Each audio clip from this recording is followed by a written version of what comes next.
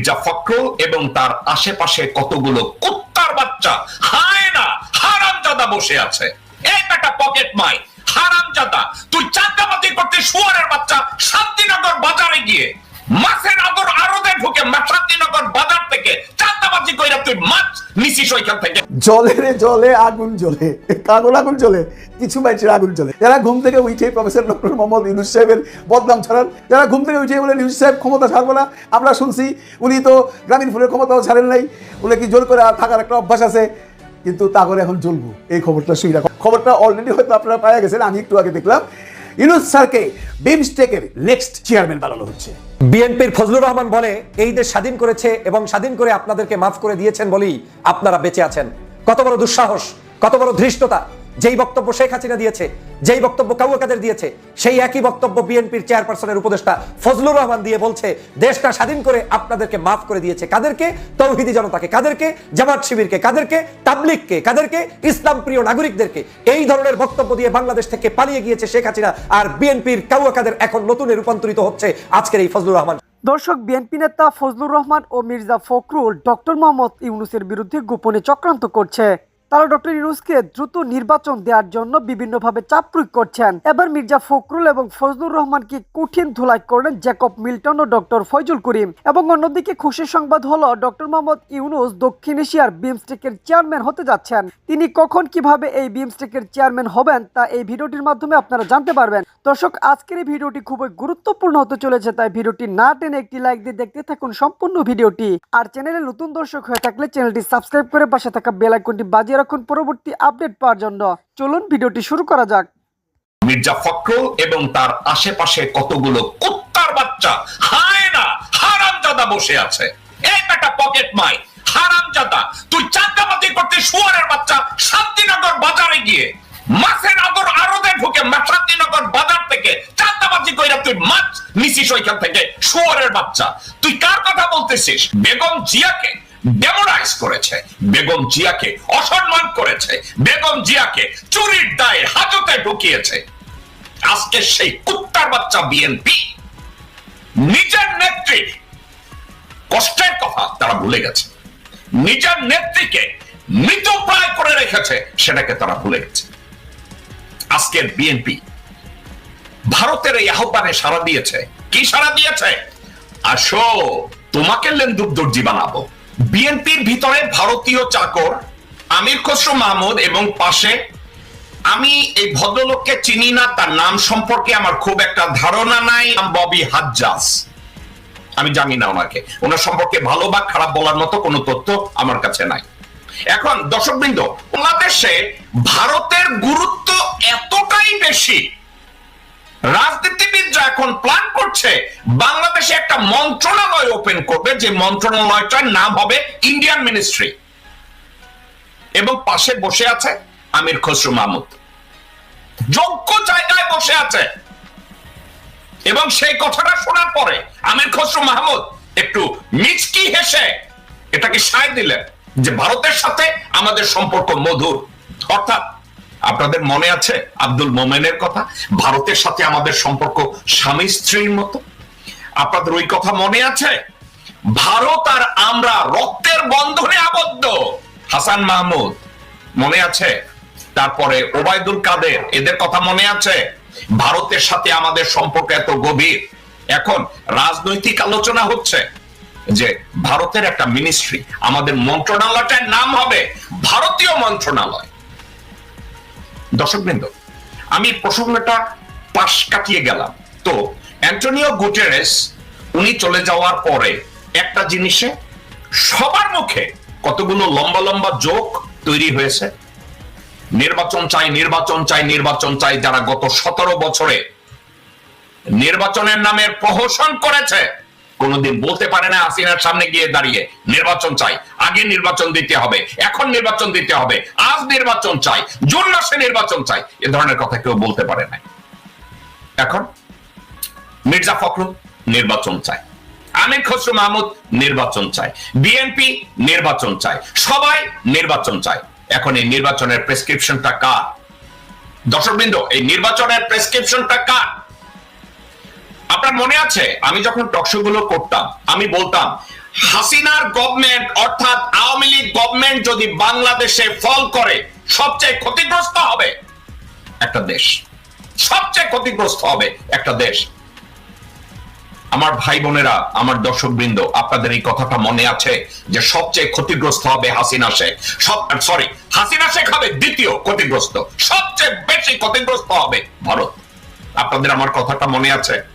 এখন ভারত তার এই ক্ষতিটাকে আর কন্টেইন করতে পারছে না, তাদের এই লস তারা আর মেনে নিতে পারছে না, তাদের এই নপুংসতা, চা বিক্রেতার চাকর বাকররা বাংলাদেশে আর কোথাও দাঁড়াতে পারছে না। এখন তাদের কষ্ট। বিএনপি কে বলছে আয় তুই বগলে আয়, তোর কতগুলো গরু ছাগল কুত্তা হারামজাদা আছে না, তোদেরকে দিয়ে সরকার বানাই দেবো বাংলাদেশে। লেন্দুর দর্জি খালেদা জিয়া কইছে তবে লেন্দুর দর্জি বানাবো, তুই তাড়াতাড়ি দৌড়ে আয়। দর্শকবৃন্দ, আজকের এই কথাটা কেন বললাম আপনারা কি জানেন? বাংলাদেশের প্রথম শ্রেণীর রাজনৈতিক দলের ভিতরে প্রথম একজন নেত্রী হাসিনাকে বলেছিল লেন্দুক দর্জির মতো আচরণ করবেন না, লেন্দুক দর্জির মতো কথা বলবেন না। কে বলেছিলেন আপনাদের মনে আছে? আমার মনে আছে, বেগম খালেদা জিয়া। বেগম খালেদা জিয়া এই কথাটা বলেছিলেন একজন স্টেটসম্যানের মতো। একজন স্টেটসম্যান যেভাবে কথা বলে, বেগম জিয়া এই কথাটা বলেছিলেন যে লেন্দুক দর্জির মতো কথা বলবেন না, লেন্দুক দর্জির মতো আচরণ করবেন না। বেগম জিয়াকে এর খেসারত দিতে হয়েছে। ডিপ্লোম্যাট এটাকে নিয়ে হেডলাইন করেছে, হিন্দুস্তান টাইমস এটা নিয়ে আর্টিকেল করেছে। বেগম জিয়াকে ডেমোরাইজ করেছে, বেগম জিয়াকে অসম্মান করেছে, বেগম জিয়াকে চুরির দায়ে হাজতে ঢুকিয়েছে।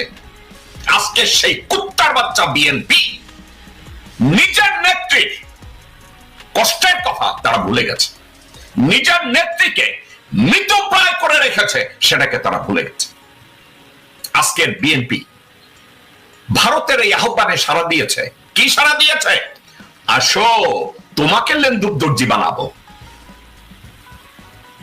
আর মির্জা ফখরুল এবং তার আশেপাশে কতগুলো কুত্তার বাচ্চা হায়না হারামজাদা বসে আছে। লেন্দুক দর্জি 1 কে?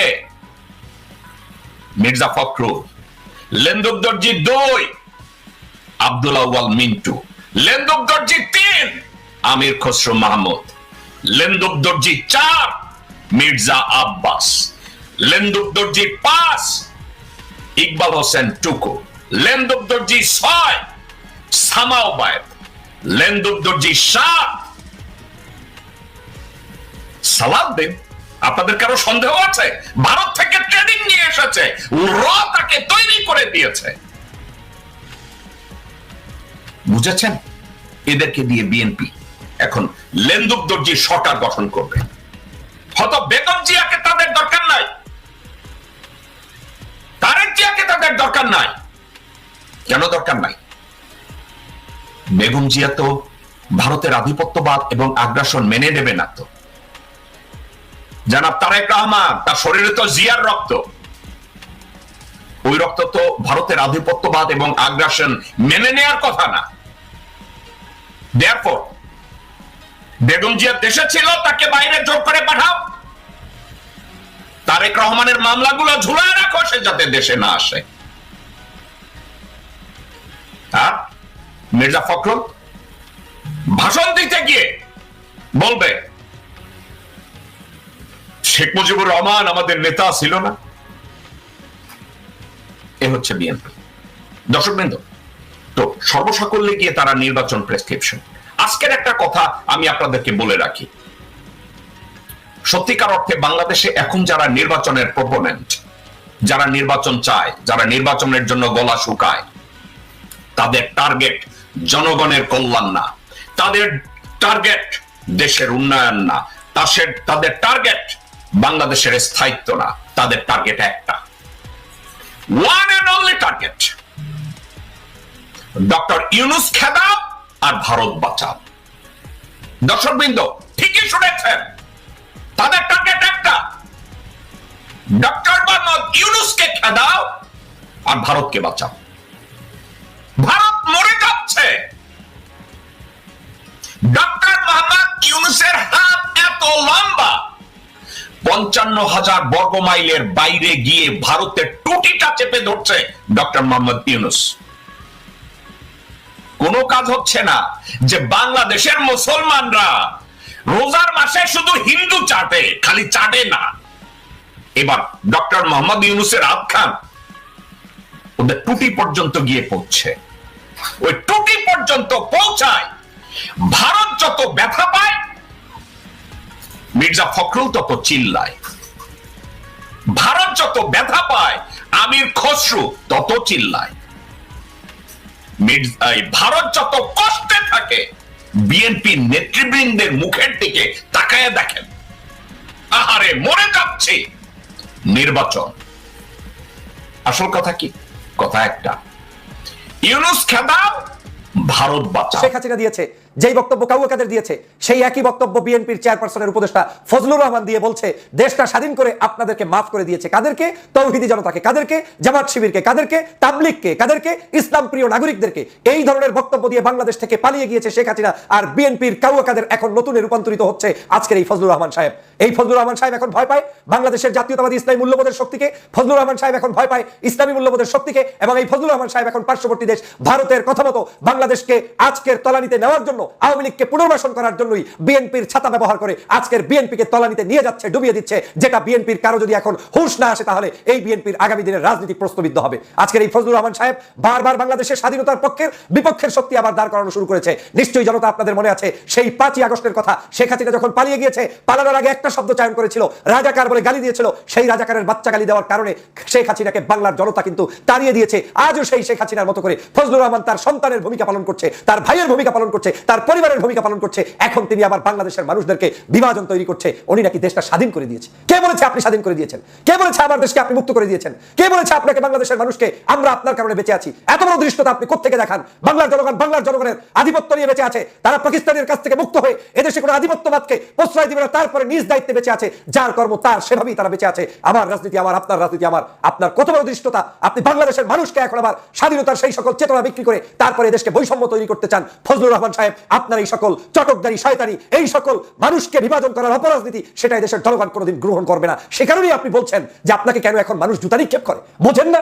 সে কারণেই আপনি বলছেন আপনাকে কেন থুতু নিক্ষেপ করে, আপনি বোঝেন না? আপনাকে থুতু নিক্ষেপ করে আপনার গলার কারণে, আপনার চাপার কারণে, আপনার গালের কারণে, আপনার ঠোঁটের কারণে, আপনার অভদ্রতার কারণে, আপনার ইতিহাস বিক্রি করার কারণে। বাংলাদেশের কোনো জায়গায় আপনার মতো ফজলুর রহমান বিএনপি নয়, জামাত নয়, চরমনাই নয়, স্বয়ং একেবারে আল্লাহর ওলি হয়ে তাহাজ্জুদ পড়ে আসলেও আপনাকে জনগণ গ্রহণ করবে না, কারণ জনগণের ভালোবাসা পাওয়ার মতো যোগ্যতা আপনার নেই। আপনি ডাইরেক্ট ভারতের দালাল, পার্শ্ববর্তী দেশ থেকে এসে বাংলাদেশকে বিভাজন করে এই দেশটাকে ধ্বংস করার জন্য নেমেছেন। আদালতে 53 বছর পরে দেশের স্বাধীনতার পক্ষের বিপক্ষের শক্তি সাজাচ্ছেন। এটা আমার দলের জন্য কোনোদিন কল্যাণ হবে না। অতএব ফজলুর রহমান সাহেব, সাবধান হয়ে যান। আপনার এই সকল বক্তব্য পরিহার না করলে জনতার কাতারে কোনোদিন দাঁড়াতে পারবেন না। আপনিও ডুববেন, আর আপনি যেই দলের পরিচয় দেন সেই দলটাকে ডুবানোর জন্য আপনি পরিকল্পিতভাবেই রাস্তায় নেমেছেন। তৌহিদি জনতা, আমার গালে কেন জুতা মারেন? আমার গায়ে কেন জুতা নিক্ষেপ করেন? আমাকে কেন জামাত শিবিরের ছেলেরা যা তা যেভাবে খুশি সেভাবে বকছেন? কারণ এই বাংলাদেশটা আমি স্বাধীন করে দিয়েছি, আর সে কারণেই আজকের এই তৌহিদি জনতা আমাকে এভাবে জুতা নিক্ষেপ করতে পারছেন। এই বক্তব্যগুলো দিচ্ছেন বিএনপির চেয়ারপারসনের উপদেষ্টা জনাব ফজলুর রহমান সাহেব। আপনারা জানেন দীর্ঘদিন পর্যন্ত এই ফজলুর রহমান বিভিন্ন সময় আলোচনায় সমালোচনায় রয়েছে বাংলাদেশের রাজনীতিতে। ফজলুর রহমান সাহেব সাম্প্রতিক সময়ে এমন কিছু কার্যক্রম শুরু করেছেন যেটার দ্বারা বাংলাদেশের সর্ববৃহৎ জনপ্রিয় একটি দল, বাংলাদেশ জাতীয়তাবাদী দলকে আজকের কাউয়া কাদেরের মতো একটি সমালোচনায় রূপান্তরিত করতে যাচ্ছেন। সকাল সন্ধ্যা তিনি টার্গেট ভিত্তিক মানুষদেরকে আজকের বিভিন্ন জায়গায় বিভাজন তৈরি করছেন। সকাল সন্ধ্যা তিনি নিজেকেই নিজে অপমান করছেন। তিনি বলছেন তৌহিদি জনতা কেন তাকে ফজু পাগলা বলছেন, তৌহিদি জনতা কেন তাকে গায়ে আজকের জুতা নিক্ষেপ করছেন, তার সাথে এরকম আচরণ কেন করছেন, তার পোস্টারের উপরে এরকম করে মানুষ কেন থুতু নিক্ষেপ করছেন। ফজু এখনো বুঝতে পারেন নাই যে এই ফজলুর রহমান সাহেব বাংলাদেশের জনগণের কাছে কি কারণে এরকম নিগৃহীত হচ্ছেন, অপমানিত হচ্ছেন। আপনি যেই বাংলাদেশ, স্বপ্নের বাংলাদেশ দেখতে চান, সেই বাংলাদেশে আপনি আজকের নিজে এই সোনার বাংলাদেশে আপনি বৈষম্য তৈরি করছেন। 5ই আগস্টের পরে বাংলাদেশকে আপনি একটি বিশেষ টার্গেট নিয়ে আজকের এই বাংলাদেশটাকে ধ্বংসের জন্য নেমেছেন। বাংলাদেশের মানুষের মূল্যবোধকে আপনি ফজলুর রহমান সাহেব ধারণ করতে পারছেন না, লালন করতে পারছেন না বলেই আপনার কাছে ধারণা হয়েছে যে দেশের তৌহিদি জনতা কিংবা সাধারণ মানুষ আপনাকে পছন্দ করে না। আপনি মুক্তিযুদ্ধকে বিক্রি করে তারপরে আজকের বাংলাদেশের মানুষের সহানুভূতি পাওয়ার জন্য চেষ্টা করে যাচ্ছেন। কিন্তু বাংলাদেশের মানুষ যেই চেতনায় মুক্তিযুদ্ধ করেছে সেই চেতনা আর আপনার চেতনা এক নয়। বাংলাদেশের মানুষ কখনোই ধর্মবিদ্বেষী নয়, বাংলাদেশের মানুষ কখনোই ইসলাম বিদ্বেষী নয়, বাংলাদেশের মানুষ কখনোই ইসলামী সভ্যতা সংস্কৃতির বিরুদ্ধে নয়, বাংলাদেশের মানুষও কোনোদিন তাফসির মাহফিলের বিরুদ্ধে নয়, তাবলিগের বিরুদ্ধে নয়, পীর মাশায়েখদের বিরুদ্ধে নয়। কিন্তু আপনি ফজলুর রহমান সাহেব এই গত কয়েক মাস পর্যন্ত টার্গেট ভিত্তিকে দেশের তাবলিগকে অপমান করেছেন। আপনি বলেছেন তাবলিগে জঙ্গি তৈরি হয়। আপনি টার্গেট ভিত্তিক বাংলাদেশের সাধারণ জনগণকে বিভাজন করার জন্য আবারও সেই মুক্তিযুদ্ধের ইতিহাস টেনে এনেছেন এবং মুক্তিযুদ্ধের ইতিহাসকে বিক্রি করে আবার নতুন করে জামাত শিবিরের উপরে চাপিয়ে দেওয়ার চেষ্টা করছেন। আপনি বাংলাদেশের সাধারণ জনগণকে আবার ট্যাগ লাগানোর রাজনীতি শুরু করেছেন, রাজাকার, আলবদর, আল শামস। আপনাকে দেখলে মনে হয় শেখ হাসিনা তার একজন যোগ্য উত্তরসূরি বাংলাদেশে রেখে তারপরে পালিয়ে গিয়েছে। বাংলাদেশ জাতীয়তাবাদী দলের যদি কোনো উপকার আপনার কাছ থেকে কোনোদিন হয়ে থাকে, সেটা আপনি ফজলুর রহমান সাহেব, আমার ধারণা আপনার যে কোনো একটা বক্তব্য থেকে সেই উপকার শেষ হয়ে গিয়েছে। কিন্তু বিএনপি এখনো জানে না আপনার মাধ্যমে কি পরিমাণ ক্ষতি হয়েছে এই দলের। সেটা বিএনপির সাধারণ কর্মীরা ছাড়া, সাধারণ মানুষ ছাড়া আপনার পাশে ঘুরঘুর করা মানুষগুলো বুঝতে পারবে না, জানতে পারবে না। কারণ দেশের মানুষের চিন্তা চেতনা একদিক, আর আপনার কার্যক্রম আরেক দিক। আপনাকে নিয়ে আজকে বাংলাদেশের মানুষ এখন ট্রোল করছে কেন? এর একটা মাত্র কারণ, সেটা হচ্ছে আপনি বাংলাদেশের মানুষের চিন্তা চেতনার বাহিরে গিয়ে আপনি কথা বলছেন। আপনি বাংলাদেশের মুক্তিযুদ্ধের চেতনাকে ধারণ করে নিজে নিজে এই মুক্তিযুদ্ধকে বিক্রি করার চেষ্টা করতে গিয়ে আবারও শেখ হাসিনার মতো জামাত শিবিরকে বিভাজন করছেন, তাদেরকে বাংলাদেশের মূল চরিত্র থেকে দূরে ঠেলার চেষ্টা করছেন। আপনি পার্সেন্টেজ বলে ইসলামপন্থী নাগরিকদেরকে আপনি বলছেন ভোটের রাজনীতিতে তাদের অবস্থানই নাই। আপনি এখন তাদেরকে চ্যালেঞ্জ ছুড়ে দিচ্ছেন, সকাল সন্ধ্যা চ্যালেঞ্জ দিয়ে আপনি আজকের এই বাংলাদেশের মানুষের কাছে নিগৃহীত হচ্ছেন। আমি অবাক হয়ে যাই যখন এই মানুষটার পক্ষেও কিছু মানুষ শুধুমাত্র দলীয় স্বার্থে, ব্যক্তি স্বার্থে দাঁড়িয়ে তারপরে কথা বলতে যায় এবং সেই কথাগুলো বলতে গিয়ে বিএনপি নামক এই দলটির সর্বোচ্চ ক্ষতি সাধন করে, তখন সত্যিই কষ্ট লাগে। ইসলামী মূল্যবোধ, জাতীয়তাবাদী মূল্যবোধের প্রতিষ্ঠিত এই দল শহীদ রাষ্ট্রপতি জিয়া রহমানের দল। কিন্তু এই দলে যদি কখনোই কেউ ইসলামের পক্ষে কথা বলে, ধর্মের পক্ষে কথা বলে, তখনই তাকে আপনার ট্যাগ লাগিয়ে ভিন্ন চরিত্র দিয়ে দেওয়া হয়। কিন্তু একই সময় যখন ইসলামকে কটূক্তি করে, ধর্মকে কটূক্তি করে, আমাদের সভ্যতা কালচারকে কটূক্তি করে ফজলুর রহমান সাহেব দিন রাত এই ধরনের কথা বলে চলেছেন, তাকে এখন পর্যন্ত বহিষ্কার হয় নাই, তাকে এখন পর্যন্ত করা তো হয় নাই, এমনকি সতর্কতাও জারি করা হয়েছে বলে আমার মনে নেই। গতকালকেও দেখলাম তিনি বাংলাদেশের বিভিন্ন জায়গায় মন্তব্য করতে গিয়ে তৌহিদি জনতাকে আজকের দোষারোপ করছেন। আপনি বিবেকের কাছে প্রশ্ন করুন যে তৌহিদি জনতা আপনাকে জুতা নিক্ষেপ কেন করে, তৌহিদি জনতা কেন আপনার কপালে জুতা মারেন, এবং এই জুতা মারার জন্য আপনি কতটুকু দায়ী এটা ফজলুর রহমান সাহেব আপনাকে নিজে অবলম্বন করতে হবে, এটা আপনাকে বুঝতে হবে। বিএনপি জামাতের কর্মীরা আমাদের এত বকাবকি করে কেন, এই প্রশ্ন আপনি যখন তোলেন তখন আপনাকে মনে রাখতে হবে বিএনপি জামাতের কর্মীরা আপনাকে এরকম করে, জামাত শিবিরের কর্মীরা আপনাকে এরকম করে বকাবকি করছে না, জামাত শিবিরের কর্মীরা বকাবকি করছে না, করছে বাংলাদেশের সাধারণ জনগণ। কারণ আপনি এই বকাবকির যোগ্যতা অর্জন করে ফেলেছেন। ফজলুর রহমান সাহেব, আপনি বাংলাদেশে কিছুদিন আগে বাংলাদেশের তাফসীর মাহফিলগুলো হওয়াকে কেন্দ্র করে আপনি মন্তব্য করে জনগণের কাছে নিকৃষ্ট পাত্রে রূপান্তরিত হয়েছেন। আপনি কোন মুখে বলেন যে দেশে গান বন্ধ হয়েছে, বিভিন্ন ধরনের আপনার কি বলে পূর্বের সংস্কৃতি বন্ধ হয়ে গিয়েছে, এখন মোড়ে মোড়ে ঘরে ঘরে তাফসীর মাহফিল, এটা নাকি আপনাকে খুব কষ্ট দেয়, আপনাকে 21শে ফেব্রুয়ারিতে কষ্ট দেয়, 26শে মার্চে কষ্ট দেয়, এখন আর সেই আপনার আগের সেই গান চলে না, এখন মানুষ হেলিকপ্টারে করে আলেমদেরকে নেয়। আপনারা তো জ্বলন্তি কেন, আপনারা তো জ্বলছে কেন? এই মানুষগুলো বাংলাদেশের মানুষ, বাংলার মানুষরাই তাদেরকে ডেকে ডেকে টাকা দেয়, হেলিকপ্টারে নেয়, সেটা তো সংস্কৃতির অংশ। অতএব তাদের সাথে আপনি যদি তার বাজিয়ে তারপরে উল্টো পথে হাঁটতে গিয়ে নিজে নিজে অপমানিত বোধ করেন, তাহলে তো আর কিছু করার নেই, কারণ আপনাকে বাংলাদেশের মানুষ উপেক্ষিত করেছে। এবং আমি চ্যালেঞ্জ দিয়ে বললাম, বাংলাদেশের প্রত্যেকটি জায়গায় যদি এমনও হয় যে 300 আসনেও বিএনপির প্রার্থী নির্বাচিত হবে, আপনার আসনে আপনি নির্বাচিত হতে পারবেন না, ধানের শেষ না দাঁড়িপাল্লা নিয়ে আসলেও পারবেন না, কারণ আপনার এই বক্তব্য, এই শব্দচয়ন বাংলার জনগণ পছন্দ করে না। ভারত সবসময় আমাদের একটা শত্রু রাষ্ট্র, এটাকে একটা শত্রু রাষ্ট্র হিসেবে চিহ্নিত করার অনেকটাই প্রয়োজনীয়তা আমরা লক্ষ্য করছি। ভারত সবসময় বাংলাদেশের অপরাধীদের একটা অভয়ারণ্য। আপনারা জানেন যে আমাদের অন্তর্বর্তীকালীন সরকারের প্রধান ডক্টর মোহাম্মদ ইউনূস, তিনি দায়িত্ব নেওয়ার পরেই একের পর এক কর্মকাণ্ডে তিনি প্রশংসায় ভাসছেন। সর্বশেষ তিনি যে চীনে গিয়েছেন এবং চীনে গিয়ে যে রোল জাতির সামনে উপস্থাপন করেছেন, বিশ্ববাসীর সামনে উপস্থাপন করেছেন, আমি বাংলাদেশ লেবার পার্টির পক্ষ থেকে তার এই ভূমিকার জন্য আমরা ধন্যবাদ জানাই, স্বাগত জানাই। আমাদের পাকিস্তান থেকে যখন বাংলাদেশ উৎপত্তির যে আন্দোলন শুরু হয়, তথা 47-এর যে কারণে বিরোধিতা করেছিল এবং আমাদের যারা তৎকালীন সময় বাংলাদেশকে আলাদা একটা ভূখণ্ড হিসাবে চিন্তা করতে পারেনি, তারাই কিন্তু হচ্ছে গিয়ে এই ভারত। তারা জানতো যে যদি 71 সালের মুক্তিযুদ্ধের সময় তারা তাদের নিয়ন্ত্রিত একটা রাষ্ট্র প্রতিষ্ঠার জন্যই কিন্তু তারা শেখ মুজিবকে বেছে নিয়েছিলেন এবং তাদের একটা গৃহপালিত একটা রাজনৈতিক দল আওয়ামী লীগকে তারা সৃষ্টি করেছিলেন।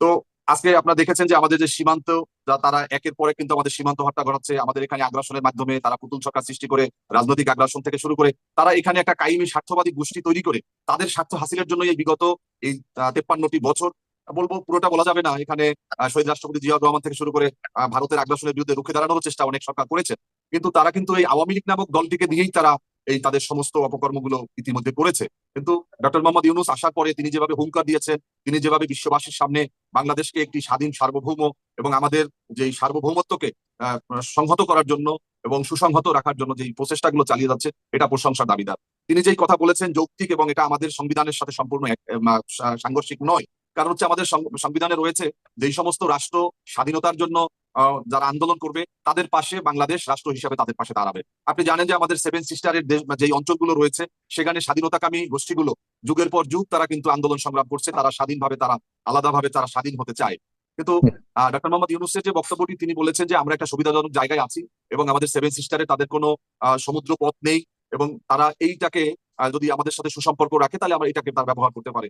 এটা খুব একটা ভালো দিক। আমি মনে করি যে আমাদের চীনের সাথে সম্পর্ক বৃদ্ধি করা দরকার, যেই কাজটি শুরু হয়েছে এবং এই কাজটি বিশেষভাবে এই অন্তর্বর্তীকালীন সরকারই কিন্তু করতে পেরেছে, যেটা এর আগে এতটা আমরা দেখিনি। আমরা বিএনপির সময় দেখেছি যে তাইওয়ান এবং চীনের সাথে যেই দ্বন্দ্বটা, এই দ্বন্দ্বটার কারণে কিন্তু আমরা অনেকটা পিছিয়ে পড়েছি। এখনো এটা কিন্তু আমরা অনেকগুলো খেসারত আমাদের দিতে হচ্ছে, বিশেষ করে জাতীয়তাবাদী শক্তিকে। আমরা আশা করব যে এই পদক্ষেপগুলো আমাদের আরো পরিকল্পিতভাবে নেওয়া দরকার। আপনি জানেন যে চিকেন নেক নামক যেই স্থানটি রয়েছে ভারতের সাথে চীনের যাওয়ার জন্য, আমি মনে করি যে আমাদের এই অন্তর্বর্তীকালীন সরকারকে উচিত তারা আন্তর্জাতিক পরিমণ্ডলে কিভাবে আমরা ওখান থেকে একটা সড়ক পথে চীনে যাওয়ার একটা ব্যবস্থা করা যায় এটাকে গুরুত্বের সাথে নেওয়া দরকার।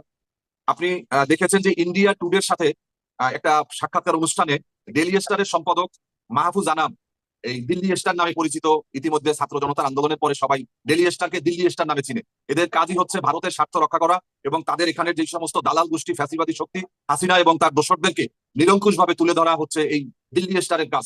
তিনি বলেছেন সাক্ষাৎকারে যে হাসিনা সরকার 15 বছর ক্ষমতায় ছিল, তিনি খুব শক্তিশালী নেত্রী এবং চলে যাওয়ায় ক্ষমতার একটা শূন্যতা তৈরি হয়েছে। এটা হচ্ছে মাহফুজ আনামদের কলিজার ভিতরে বেদনাটা এবং তারা আজকে এটাকে কোনোভাবে ভুলতে পারছে না। এবং আজকে এই কলকাতা সহ সেখানে দেখেন বাংলাদেশের সমস্ত গণহত্যার আসামিরা তারা কিন্তু ভারতে আশ্রয় নিয়েছে। দর্শক, সম্পূর্ণ ভিডিওটি দেখলেন, আশা করি বিষয়টি বুঝতে পেরেছেন। এই নিয়ে আপনার গুরুত্বপূর্ণ মন্তব্যটি অবশ্যই কমেন্ট বক্সে জানিয়ে দিবেন। ধন্যবাদ।